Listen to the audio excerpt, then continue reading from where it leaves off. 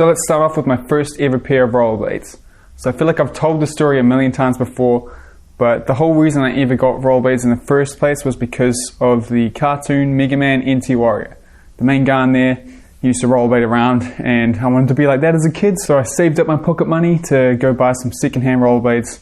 And I had those very generic looking brick skates that, you know, everyone's had at some point. They're really cheap, horrible ones. So I pretty much just had these in my garage for a long time here. Didn't really take skating seriously at all. The point where this changed was way later down the line when my school had a thing called Wheels Day. It's a day where you bring something with wheels on it. The only thing I had to bring was these skates. So I brought them to school, and there I met another rollerblader. Now this other rollerblader at school, he was not doing any aggressive skating, but he was still kind of doing tricks. I remember that day we were jumping the little two-seat at the school and stuff, and just having fun skating. And he ended up inviting me to come skate after school, and this is kind of where it all started. In the little town I was living in at the time, the only thing that we had to skate was this half pipe, and I remember going there. There was another rollerblader who I cannot remember who he was, and I remember asking him to teach me how to ride the ramp.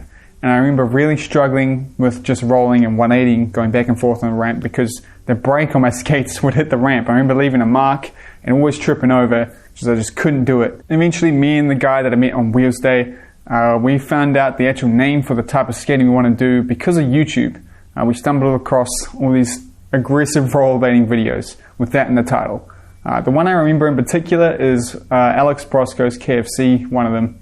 I remember just being so pumped over this and just knowing that I wanted to skate like this and I wanted to be able to do grinds and stuff, all because of this one video. And Alex Brosco is still one of my favorite skaters today. So from these YouTube videos, I could see that I needed some different skates to be able to pursue aggressive skating. I had no idea what aggressive skates were. I didn't know that was the name for them. I remember searching on there's like an eBay for New Zealand here called Trade Me. I remember just searching everything, trying to find these type of skates. And the day that I learned that they're called aggressive skates changed everything, because then I could actually find the skates I was looking for. I remember searching them up, and there was very few options because, you know, New Zealand, we're very excluded from the rest of the world. I don't think you've been able to buy aggressive skates here for a long, long time now. You still can't today. It all has to be overseas. So anything that's here is very hard to come by. But yeah, there's two that I remember. There was a set of very used Valos. I think they were the Eric Bailey ones.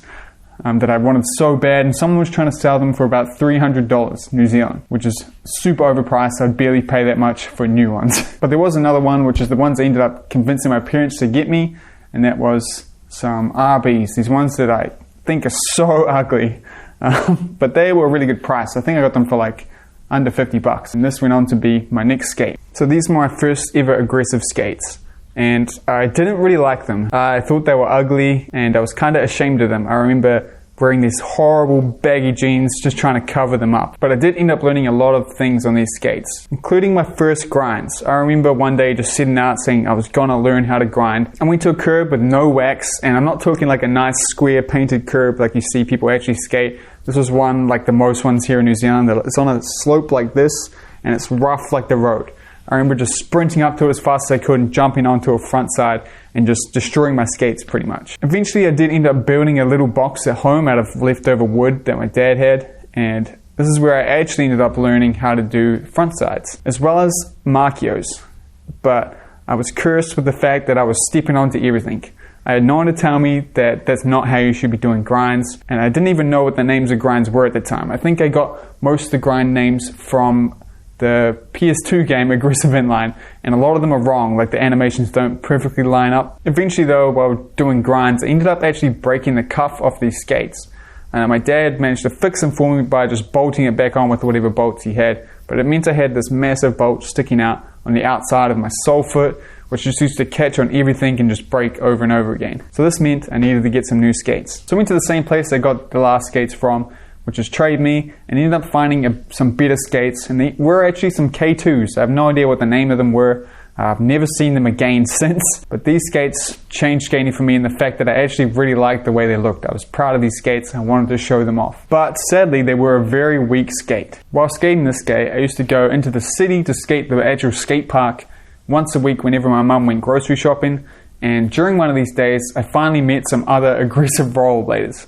And there was a group of younger dudes, and they introduced me to aggressive more, which completely changed skating for me again. just been introduced to a place to get new skates and actual like recent skate technology. The other really good thing about learning about Aggressive more is it also opened me up to the trick tip series that they did, which meant I knew the name of tricks and I had a way to learn new tricks. Now because of these tip tricks, I learned backsides as well as the front unity. I remember being so stoked to learn that, and I also learned not to step into my grinds. So I was doing all the soul tricks at this point and jumping into them now. Now because I saw most aggressive rollerbladers riding freestyle at the time, I think, I ended up skating my skates the same. I took the middle wheels out, which was a crucial mistake. One day I was skating in the little town I was in. I went with some scooters to a little new cul-de-sac that had a driveway with a drop. I did this little drop, it was maybe like waist height, and ended up snapping the skate. And this skate wasn't UFS, so I didn't just snap the frame. The frame was the skate. It was all one piece, you know, so I snapped the whole skate. It was done. It was a write-off. I couldn't skate it anymore, which sadly meant I had to go back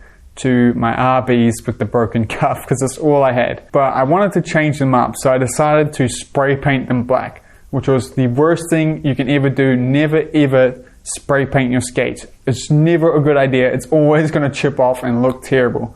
I remember the skates after like a few sessions, they had like a camo appearance to them, not in a good way. So I was back to the state where I was really ashamed of my skates, and it really changes the way I would, go into a skate park, which sucked a lot, okay? But I do remember once I returned to these skates, I learned a bunch of new tricks. I got this really cool little box in my driveway at home and ended up learning true spin Mizus. And I remember accidentally learning 360 Mizus as well. And the way I did this was after learning true Mizus, I remember approaching the box from the opposite direction, like the wrong way to do a true Mizu, but then just thinking true Mizu at the same time, and I ended up doing a 3 Mizu. Now, of course, it was really bad. It was more of a like 360 Markio for about this far. But the foundations were there, and one of my consistent go-to good tricks I have now, which is weird to think about. I also remember doing some freestyle fish brains on this little soul plate on the skate as well, which freaks me out too. I used to set my box up down my driveway like a hubba. It was like an angle maybe like this, so it's not that impressive, but it was so much fun. And that's where I would do all these tricks. But anyway, moving on to my next skate I got. So I remember it was coming up to around Christmas, and luckily my birthday is pretty close to Christmas. I managed to convince my parents to give me a combined gift so I could get some new skates from America. It was my first order of brand new skates, and I went to Aggressive Mall and ended up ordering the Razor Genesis 8. Now I absolutely loved this skate. This was the first real, relevant, up-to-date skate I ever got. And I remember the day I got it, I just had them sitting in my room and I'd just be looking at them like, wow, I've actually got this skate. I just remember being amazed by having this real product now. But there was a problem with it. When I ordered them, I ordered a size US 13 just because I was afraid that I was gonna grow out of them. And just for reference, right now, I'm a lot older now, and the size skate I get now is a 10.5. So these skates were way too big for me, especially back then. But despite the skates being way too big for me, I still learned a lot of tricks on these. This is where I learned all the alley-oops, and I got way more consistent with all-around grinding. But the one thing I never learned was groove tricks, like royales and back royales, Nugans and stuff like that. I just couldn't get them. And I honestly, looking back now, I think that was just because the skates didn't fit me. So the backside plate was way too far up my foot, making it a lot harder.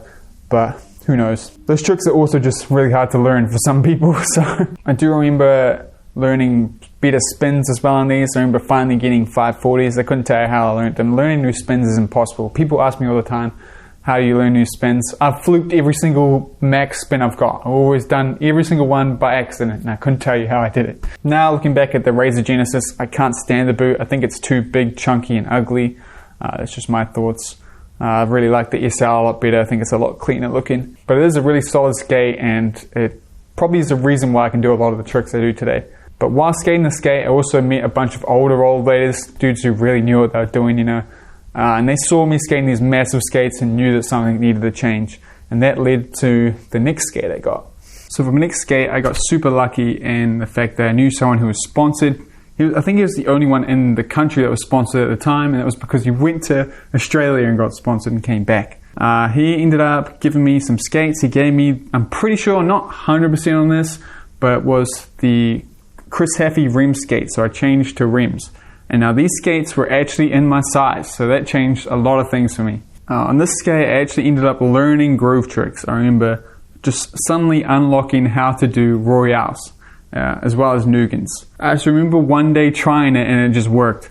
And it's funny because I do remember the guy who taught me pretty much everything I know, he said that to me. He said, sometimes you just can't sit down and learn groove tricks, they'll just come to you one day. You just gotta keep trying. Just in case you're curious, the guy that gave me these skates, his name's Jamie Nicholson. He's an absolutely crazy, sick skater. I'll link to one of his videos in the corner. Really cool thing happened while I was skating this skate. I entered my first ever competition, well, my first ever rollerblade only competition, and it was actually nationals. And there I came away with first place, which really changed skating for me again. It made me really want to take it more seriously because I felt like I could be good at it. So while skating this skate, I learned how to land 720s. I learned a lot more of the more technical tricks, like I remember landing a 360 acid, just getting more of the spin to win tricks down, as well as just getting more confidence in myself that I could actually be good at this sport. I also actually skated my first ever street handrail as well. I look back at that now wondering how did I do it, because I didn't just do one trick on it, you know. I think I did a royale at first, and then I went back and did a soul and an acid, and then Jamie was trying to get me to kind grind it, but I was way too chicken just because of the landing. That's what I remember. But now I think if I went back to this handrail, I think I'd be scared to even just royale it, which is really weird to think about because this was a long time ago. Now me and Slug might go visit that rail again soon, and that could be interesting. So yeah, stay tuned for that. Of course, I absolutely love the heavy skate. Look at that, it's so cool. It's definitely one of my favorite Remz of all time. And it's skated really well as well. It's a good product. After a really good run on these skates, we can move on to the next skate I got, which is Remz again, and it was the Remz OS3. Now I remember absolutely loving all the promotional videos for the skate. There was one in particular. If you haven't seen the series for it, I definitely recommend checking it out. It's real funny, and it really showed how good these skates are, considering the dudes skating them when they're completely destroyed. But anyway, yeah, Jamie ended up giving me these skates as well. So they were pre-skated, but they were still totally fine. I liked how these skates skated, but I wasn't a huge fan of them just because they were super uncomfortable. There was the worst toe-crushing pain ever on both feet. I remember I was really limited to how long I could skate in these skates. But I did actually end up learning how to do topsides on these skates, and I think that all comes down to just how flexy the skate is. It made topsides a lot safer. Although I do remember taking a lot of smashes to the hip on this skate. Moving on to the next skate again, it's the same situation where I'm getting secondhand Remz off Jamie, and I ended up getting the Remz HR1. And I love this skate again. I think it's really clean and crisp, and it really performed well. I remember really focusing on learning switch-ups in here and getting a bit more technical. I remember featuring in this big New Zealand collaboration video called Arte Rolling. I'm right at the end and I'm skating some handrails and stuff, and that is the one and only time I've ever been featured on Roller News. I'll remember that forever, even though I was a very minor part in that video. At this stage though, I think I had finally got some kind of job, maybe, which meant I could finally start buying skates myself, meaning I didn't have to have secondhand skates anymore. So here we flip again to the point where I'm actually buying skates that I really want to buy. And it's where I leave Remz. So what's the next skate I get? I went with getting some Roces. So like probably everyone at the time, I really liked Brian Aragon skating. So I ended up getting the Roces Aragon 4s. And I loved these skates so much. I got so much better at skating on these skates. And to this day, the SL is one of my favorite boots of all time. While skating the skate, I really focused on trying to get real technical after being...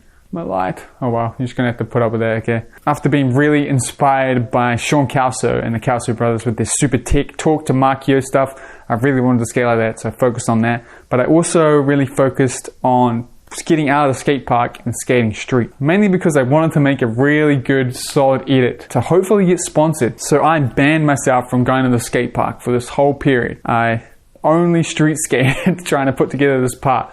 Now the part you should definitely check out. I spent so long on it and I still really like it. I probably could have made about 3 edits over the year of full-time street skating trying to make this edit. I replaced clips that many times that I probably could have made 3 edits. I remember starting from scratch more than 3 times. Yeah, I think I learned that it's probably better to just give yourself a tight time frame to make edits rather than just keep it going, because you'll never get it done. You'll just keep changing clips. But anyway, the skate I got after that was the Razor Jeph Howard. Now, I just love the SL boot, so it was pretty much the same here. but I like the Aragons more than these ones. And I really don't remember too much about skating this skate, except for the fact that I hit my first ever kink rail on this, and it's probably the last ever kink rail I've ever skated as well, which is sad to think about. Yeah, it's in this video here, you should definitely check out. And I remember that day, I hit it by accident. I remember I spent hours just hitting the first bit and coming off in the middle, and then randomly at one point I got too far over the trick. There was no pulling out, and I did the whole kink. But I remember my cousin was filming at the time. He was too close, and he missed the landing, and I just remember I had to do it again so you could see the landing, because no one's going to believe me. And that wasn't too bad. I ended up doing it for the second angle. Man, the feeling when I stopped that first trick by accident there, you can hear Josh cracking up, because what I do is I roll away and then I stomp into the grass, forgetting how wet it was at the time, and I just fully face plant. And that's what that ending sound is. It's him cracking up at me face planting in the dirt. Moving on though, this is one of my favorite skates of all time. The next one I got was just the Razor SL Black. I love this skate so much. The first setup I got it in with the black and the grey. I had a grey Kaiser frame, and it just matched I must have had grey highlights on the boot. I just remember I just loved it so much. And I really feel that at this point, when I was skating these skates, I was skating my best. I worked really hard on this part that I released just before moving cities.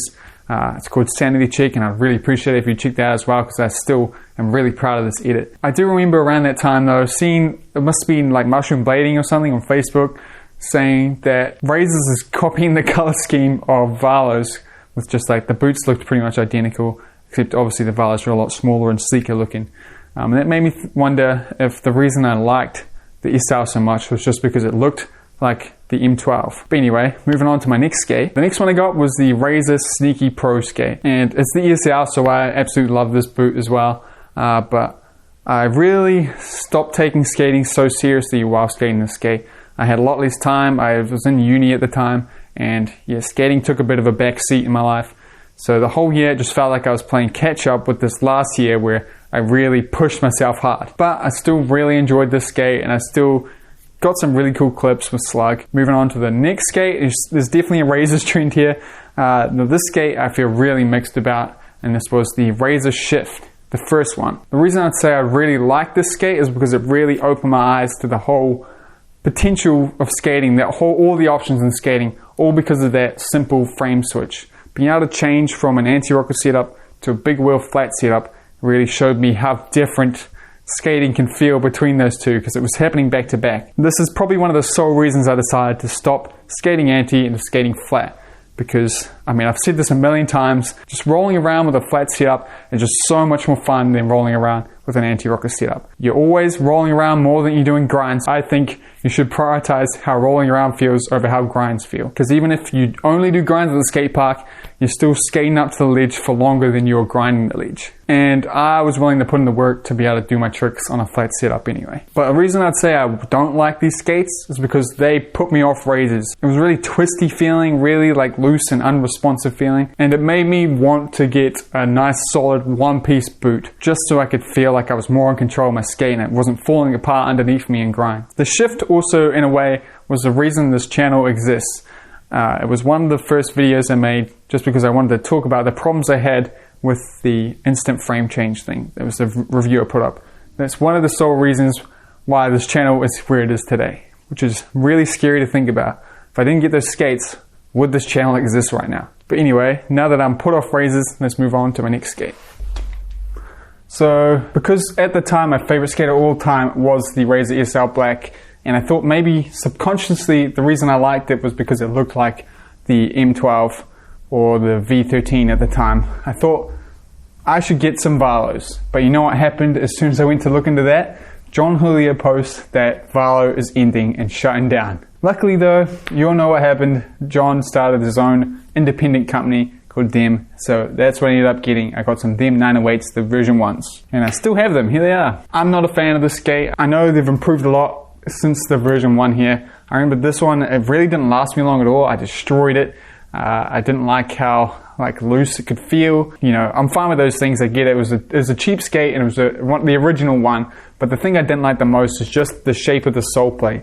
If you can see here, the sole plate is thinner in the heel than it is in the toe, which is a very different feeling. There were so many times where I'd be in like a sole grind and I would just fall out in the heel and just get absolutely smoked. I remember getting so hurt on like alley-oop soles and rails and stuff, and I just can't stand it. I figured I should get the skate that I wanted to get in the first place, which was the M12, and Roces just announced a comeback at the time, so I figured I'd get the skate that I skate now, which is the Joe Atkinson M12. And obviously, I absolutely love this skate. You've heard me say it all the time. This is my favorite skate of all time. The quality of this product is just on another level. It just works. The sole plate is a lot more symmetrical than the Them one. So I'm no longer just falling out of grinds, but it is a different feeling sole plate for sure. I feel like the Them one can feel like it clicks in a bit better and you can hold it on a bit better than the